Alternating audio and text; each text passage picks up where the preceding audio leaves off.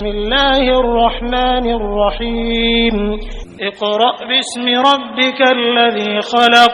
خلق الإنسان من علق اقرأ وربك الأكرم الذي علم بالقلم علم الإنسان ما لم يعلم كلا إن الإنسان ليطغى أن رآه استغنى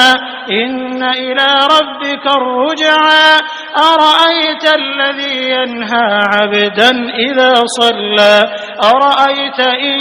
كان على الهدى أو أمر بالتقوى أرأيت إن كذب وتولى ألم يعلم بأن الله يرى كلا لئن لم ينته لنسفعا